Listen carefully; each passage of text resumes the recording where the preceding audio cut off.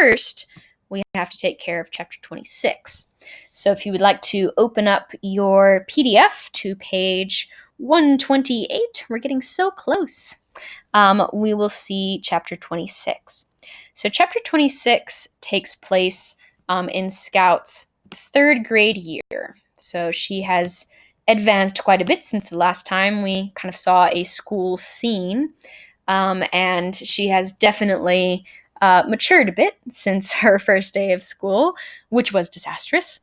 So let's see what third grade is like and what kind of long-term effects the Tom Robinson trial has had on the lives of Scout and Jem. School started, and so did our daily trips past the Radley place. Jem was in the 7th grade and went to high school, beyond the grammar school building. I was now in the 3rd grade, and our routines were so different I only walked to school with Jem in the mornings and saw him at meal times. He went out for football, but was too slender and too young yet to do anything but carry the team water buckets. This he did with enthusiasm. Most afternoons he was seldom home before dark. The Radley place had ceased to terrify me, but it was no less gloomy, no less chilly under its great oaks, and no less uninviting. Mr. Nathan Radley could still be seen on a clear day, walking to and from town. We knew Boo was there, for the same old reason. Nobody'd seen him carried out yet. I sometimes felt a twinge of remorse when passing by the old place at ever having taken part in what must have been sheer torment to Arthur Radley. What reasonable recluse wants children peeping through his shutters, delivering greetings on the end of a fishing pole, wandering in his collards at night? And yet I remembered 2 Indian head pennies, chewing gum, soap dolls, a rusty medal, a broken watch and chain. Jim must have put them away somewhere. I stopped and looked at the tree one afternoon. The trunk was swelling around its cement patch. The patch itself was turning yellow. We had almost seen him a couple of times, good enough scorer for anybody. But I still looked for him each time I went by. Maybe someday we would see him. I imagined how it would be. When it happened, he'd just be sitting in the swing when I came along. "Hi-de-do, Mr. Arthur," I would say, as if I had said it every afternoon of my life. "Evenin', Jean Louise," he would say, as if he had said it every afternoon of my life. "Right pretty spell we're having, isn't it?" "Yes, sir, right pretty," I would say, and go on. It was only a fantasy. We would never see him. He probably did go out when the moon was down and gaze upon Miss Stephanie Crawford. I'd have picked somebody else to look at, but that was his business. He would never gaze at us. "You aren't starting that again, are you?" said Atticus one night, when I expressed a stray desire just to have one good look at Boo Radley before I died. "If you are, I'll tell you right now, stop it. I'm too old to go chasing you off the Radley property. Besides, it's dangerous. You might get shot. You know Mr. Nathan shoots at every shadow he sees, even shadows that leave size 4 bare footprints. You were lucky not to be killed." I hushed, then and there. At the same time, I marveled at Atticus. This was the first he had let us know he knew a lot more about something than we thought he knew. And it happened years ago. No, only last summer. No, summer before last, when... Time was playing tricks on me. I must remember to ask Jem. So many things had happened to us. Boo Radley was the least of our fears. Atticus said he didn't see how anything else could happen, that things had a way of settling down, and after enough time passed, people would forget that Tom Robinson's existence was ever brought to their attention. Perhaps Atticus was right, but the events of the summer hung over us like smoke in a closed room. The adults in Macomb never discussed the case with Jem and me. It seemed that they discussed it with their children, and their attitude must have been that neither of us could help having Atticus for a parent, so their children must be nice to us in spite of him. The children would never have thought that up for themselves. Had our classmates been left to their own devices, Jem and I would have had several swift, satisfying fistfights apiece and ended the matter for good. As it was, we were compelled to hold our heads high and be, respectively, a gentleman and a lady. In a way, it was like the era of Mrs. Henry Lafayette DuBose, without all her yellin'. There was one odd thing, though, that I never understood. In spite of Atticus's shortcomings as a parent, people were content to re-elect him to the state legislature that year, as usual, without opposition. I came to the conclusion that people were just peculiar. I withdrew from them, and never thought about them until I was forced to.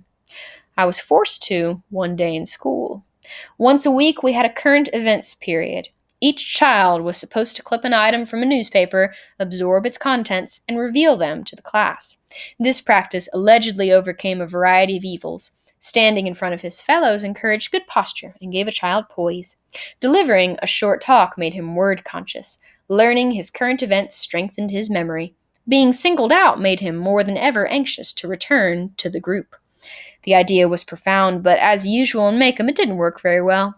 In the first place, few rural children had access to newspapers. So the burden of current events was borne by the town children, convincing the bus children more deeply that the town children got all the attention anyway. The rural children who could usually brought clippings from what they called the grit paper, a publication spurious in the eyes of Miss Gates, our teacher. Why she frowned when a child recited from the grit paper, I never knew. But in some way, it was associated with liking fiddling, eating syrupy biscuits for lunch, being a holy roller, singing Sweetly Sings the Donkey and pronouncing it donkey, all of which the state paid teachers to discourage. Even so, not many of the children knew what a current event was.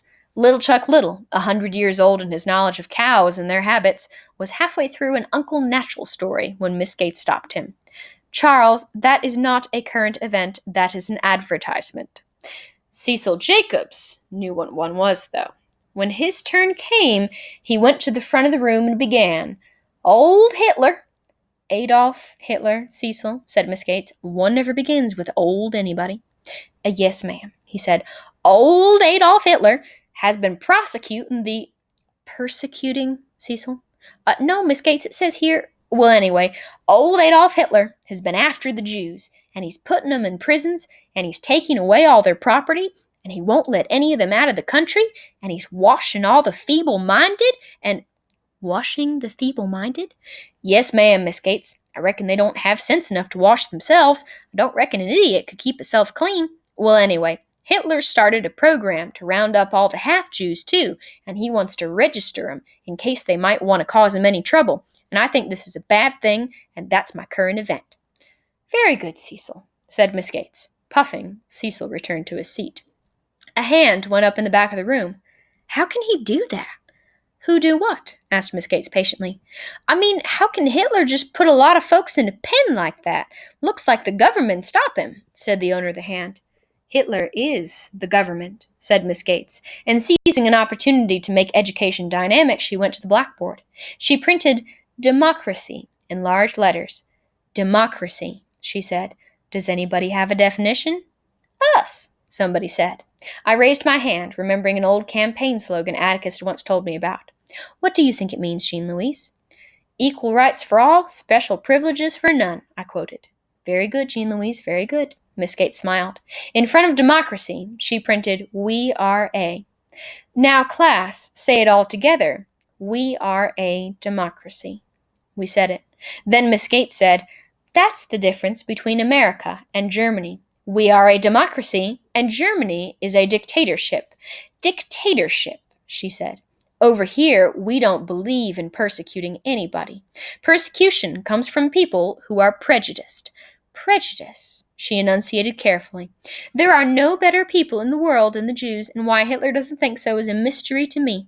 An inquiring soul in the middle of the room said, "Why don't they like the Jews, you reckon, Miss Gates?" "I don't know, Henry. They contribute to every society they live in, and most of all, they are a deeply religious people. Hitler's trying to do away with religion, so maybe he doesn't like them for that reason." Cecil spoke up. "Well, I don't know for certain," he said. "They're supposed to change money or something, but that ain't no cause to persecute 'em. They're white, ain't they?" Miss Gates said, "When you get to high school, Cecil, you'll learn that the Jews have been persecuted since the beginning of history, even driven out of their own country. It's one of the most terrible stories in history. Time for arithmetic, children." Okay, so I'm going to pause here for a second so we can absorb the insanity of this conversation here. Now, at this point in time, it's been a few years since we started, and we're about in 1936, maybe fall of 1937. So, Hitler, Adolf Hitler, who I'm sure you're all familiar with, is starting to rise to power in Germany. Now, World War II has not started at this point. Nobody's at war. This is the beginning of Adolf Hitler persecuting the people in his own country. Now, to an extent, other countries may try and let you mess up people in your own country, but then Adolf Hitler started messing up other countries, and that's when things got real. But anyways, in his own country, This little current event that Cecil Jacobs is sharing talks about the Jews, putting them in prisons, taking away their property, not allowing them to travel out of the country, washing the feeble-minded, which of course poor little Cecil Jacobs probably doesn't understand, but we of course know are probably the showers that Hitler employed. So anyways, terrible, horrible, racist persecution. So Adolf Hitler was prejudiced against the Jewish people, and they are a race of people and a religion of people.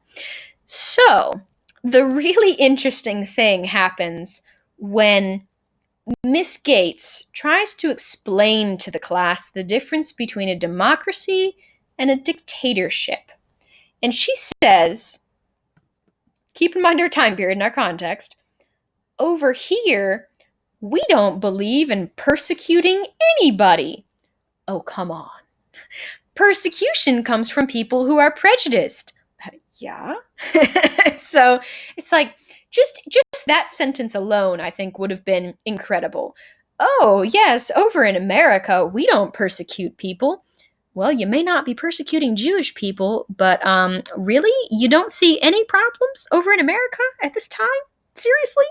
So anyways, then she starts describing the Jewish people. They contribute to every society they live in. They're a deeply religious people. They've been persecuted since the beginning of history. They've been driven out of their own country. Now think about those things, those 4 things that I just mentioned. Don't all 4 of those apply to the African Americans in their country right now? Taken from their country to be slaves, persecuted since just about the beginning of history. It's been a long time. 1600s, I think, was when the slave trade really got started. Deeply religious people. Absolutely. The people in the town of Macomb, they used their first freed earnings to open up a church. That was the first thing they did. Contribute to all of these societies that they live in. Absolutely. This town would fall apart without the Black people supporting this town. So the fact that Miss Gates can say all of this, and, Cecil make this comment like, well, we shouldn't persecute these Jewish people because they're white. I mean, it's just mind-boggling how much they don't see how hypocritical they are, how two-faced they are. Oh, it's wrong to persecute the Jewish people, but yeah, these Black people, that's totally fine. Whoa. Now, the hypocrisy is actually even worse than this, and you'll see why in a moment. Scout actually has a little something to add to the conversation, but I'm going to finish up the chapter, and then we'll talk about the last bit.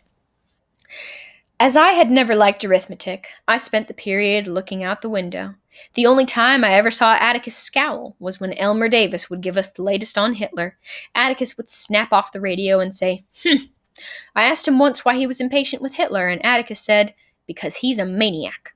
This would not do, I mused, as the class proceeded with its sums. 1 maniac and millions of German folks? Looks to me like they'd shut Hitler in a pen instead of letting him shut them up. There was something else wrong. I would ask my father about it. I did, and he said he could not possibly answer my question because he didn't know the answer. But it's okay to hate Hitler? Oh, it's not, he said. It's not okay to hate anybody. Atticus, I said, there's something I don't understand. Miss Gates said it was awful, Hitler doing like he does. She got real red in the face about it. I should think she would. But, yes? Nothing, sir. I went away, not sure that I could explain to Atticus what was on my mind, not sure that I could clarify what was only a feeling. Perhaps Jim could provide the answer. Jim understood school things better than Atticus. Jim was worn out from a day's water carrying. There were at least 12 banana peels on the floor by his bed surrounding an empty milk bottle. What's you stuffing for? I asked. Coach says if I gain 25 pounds by year after next, I can play, he said. This is the quickest way. If you don't throw it all up. Jim, I said, I want to ask you something. Shoot. He put down his book and stretched his legs. Miss Gates is a nice lady, ain't she? Why, sure, said Jim. I liked her a lot when I was in her room. She hates Hitler a lot. What's wrong with that? Well, she went on today about how bad it was him treating the Jews like that. Jim, it's not right to persecute anybody, is it? have mean thoughts about anybody, even, is it? Gracious no, Scout. What's eating you?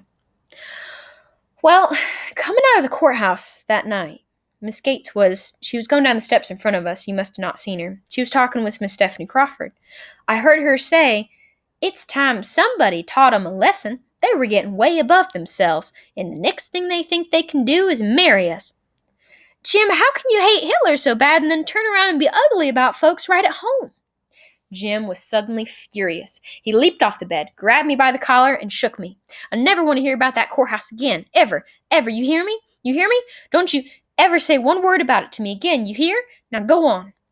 I was too surprised to cry. I crept from Jim's room and shut the door softly, lest undue noise set him off again. Suddenly tired, I wanted Atticus. He was in the living room, and I went to him and tried to get in his lap. Atticus smiled. "You're getting so big now, I'll just have to hold a part of you." He held me close. "Scout," he said softly, "don't let Jim get you down. He's having a rough time these days. I heard you back there." Atticus said that Jim was trying hard to forget something, but what he was really doing was storing it away for a while until enough time passed. Then he would be able to think about it and sort things out.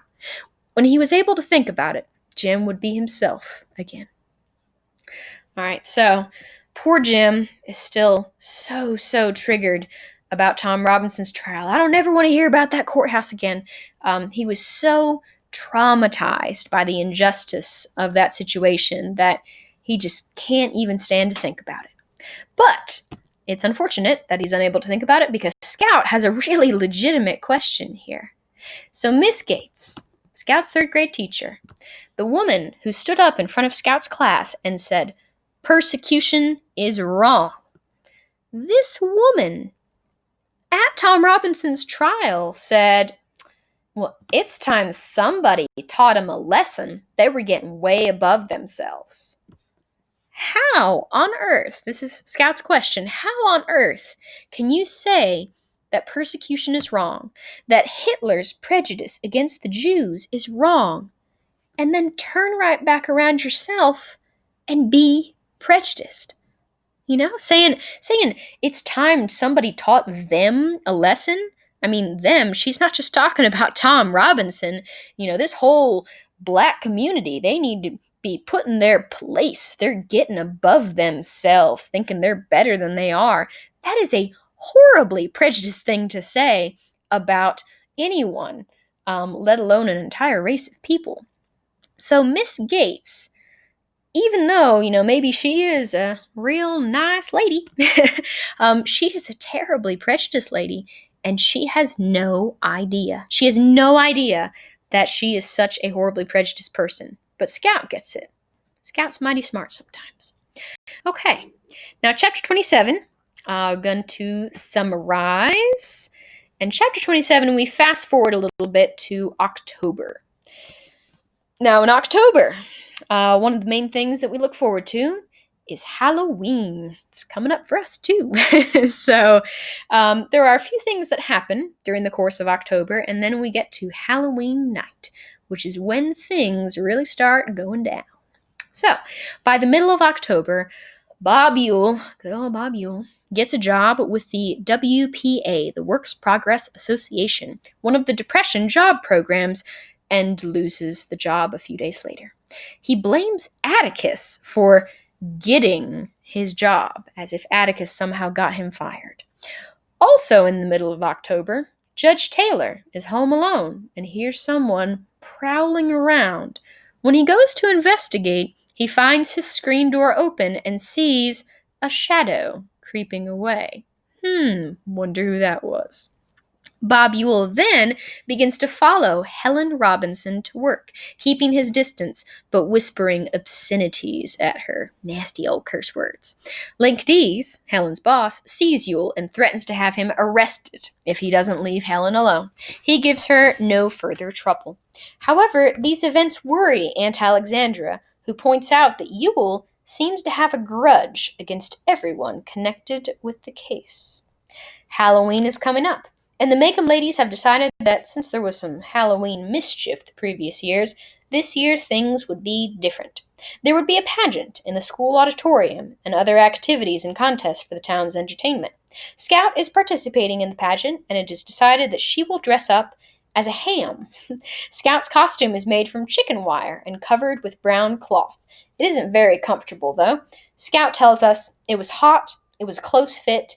If my nose itched, I couldn't scratch, and once inside, I could not get out of it alone. Miss Merriweather, who is in charge of the pageant, has chosen to costume many of the town children as various agricultural products, and when she calls out, "Pork!"